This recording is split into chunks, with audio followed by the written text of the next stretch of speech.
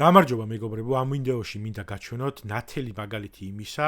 თუ როგორ აკეთებს манипуляციებს ქართული ოცნების პროპაგანდა იმისთვის, რომ ანტიევროპული საზოგადოებრივი აზრი დაამყაროს საქართველოში. რუსთავი 2-ის page-ზე დაიდო ესეთი ქარდი, რომელზეც ვკითხულობთ დამცინავი ღიმილის მქონე ფოტო ადევს ამ ქარდს. ეს ფოტო რო შეარჩიეს, ესეც თავისთავად გამიზნული პროპაგანდისტული მეთოდი არის, იმიტომ რომ აი ეს ფრაზა, რომელიც გამოტანილი არის BBC-ის ინტერვიუში თქვა კაია კალასმა და ძალიან მარტივად შეიძლებოდა რომ BBC-ის ინტერვიუდან ამოიღოთ სკრინშოტი და იზრაედოთ ამ ქარდზე, მაგრამ არა. რა ფრაზა არის გამოტანილი ქარდზე? ჩვენ აქტიურად განვიხილავთ რა დათმობაზე შეიძლება წავიდეს უკრაინა. თუმცა გვავიწყდება რომ რუსეთი არც ერთ დათმობაზე არ წასულა. აი ეს ფრაზა მთელი ამ კონტექსტით და ყველაფრით იკითხება ისე რომ ევროკავშირი აქტიურად განიხილავს რომ უკრაინას რაღაცა დაათმობინოს რომ ბოლოს და ბოლოს ეს მშვიდობა დამყარდეს და თან ეხა წუწუნებს რომ აი რა ვიცი რუსეთიც არაფერს არ თმობს ჩვენ აქტიურად განვიხილავთ რომ უკრაინას რაღაცა დავათმობინოთ მაგრამ აი რუსეთი არ მოყვება ამ მოლაპარაკებაზე ეს არის რაც იკითხება ამ ქარდში და თავისთავად აი ეხა გამოვიტან მე აქ ეკრანზე სხვადასხვა კომენტარებს რომელიც ამ ქარდის ქვეშ სხვადასხვა ტროლბოტებმა და აქტივისტებმა დაწერეს იმისთვის რომ გარდა აი ამ ქარდისა რაც გამოტანილი აქვს რუსთავი 2-ს იქ ზოგადად ეს საზოგადოებრივი აზრი შეიქმნას ამ ყველაფრით ამ თემაში ჩახედული ადამიანი რომელიც პროპაგანდას არ არის აყოლილი მაშინვე მიხვდება რას ამბობს რეალურად კაია კალასი რაღაც მომენტში ვიფიქრე რომ თქვათ შეიძლება ესეთი ფრაზა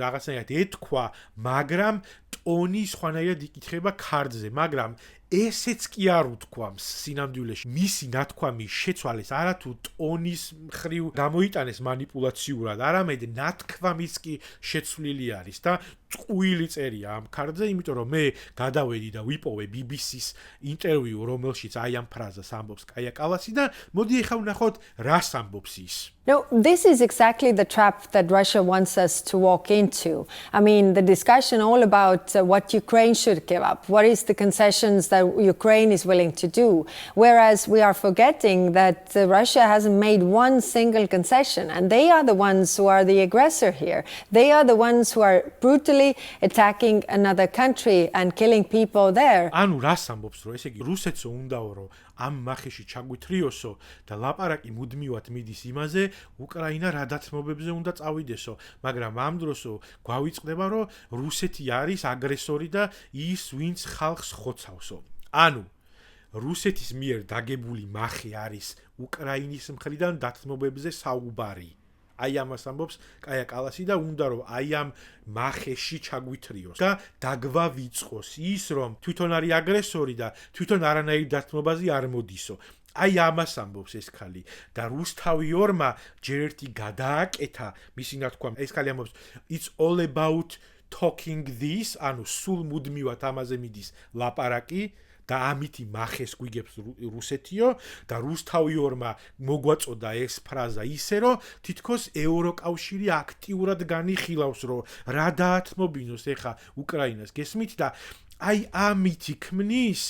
ეს პროპაგანდისტული ტელევიზია და ქოცური პროპაგანდა განწყობას და აზრს იმაზე რომ თურმე ეხლა ევროკავშირი აწვება უკრაინას რომ რაღაცეები დაათმობინოს აი ამ ყველაფრის ფონზე აზრი რომელსაც ეს პროპაგანდისტული манипуляცია ატარებს არის ის რომ ევროპა ცუდია და ათმობინებს უკრაინას რაღაცეებს როგორ აი ნახეთ როგორ გაწირა ევროპამ უკრაინა მაი ამიხსენით თუ შეიძლება აი ესეთი ტყუილი რა არის თუ არა ოკუპანტის ინტერესების გატარება გთხოვთ კომენტარებში ვინც რაღაცა იდიოტობებს და უზრდელობას დამიწერთ ეგრევე დაიბლოკებით პასუხს არც გაგცემთ ვინმეს თუ რაციონალურობაზე გაქვთ პრეტენზია და იმაზე რომ რამე გეთქმით ამ თემაში და აზრი გაგაჩნიათ ამ თემასთან დაკავშირებით გთხოვთ ამიხსენით აი ეს ტყუილი სხვა ინფორმაციად წარმოჩენა რას ემსახურება გარდა ოკუპანტის მსახურებისა მაინტერესებს აი გთხოვთ ამიხსენით